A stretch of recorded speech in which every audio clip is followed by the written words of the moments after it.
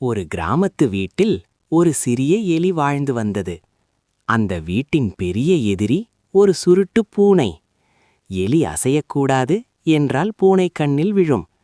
ஒரு நாள் எலி தானியங்களை தேடி வெளியே வந்தது. அதே நேரத்தில் பூனை பாய்ந்தது. எலி பயந்து ஓட நேராக வீட்டின் வாசலுக்கு வந்தது. அங்கே வீட்டை காவல் காக்கும் நாய் தூங்கிக் கொண்டிருந்தது. எலி உடனே புரிந்து கொண்டது, இப்போ புத்திதான் என் ஆயுதம். எலி நாயின் காதில் மெதுவாக கத்தியது, ஐயோ, பூனை வந்தாச்சு. நாய் உடனே குரைத்தது, லொல் லொல். அந்த சத்தம் கேட்டு பூனை பயந்து பின்னோக்கி ஓடியது. எலி தப்பித்தது, நாய் வீட்டை காத்தது, பூனை தோற்றது. அன்று முதல் எலி நாயை மதித்தது, நாய் எலியை அலட்சியம் செய்யவில்லை.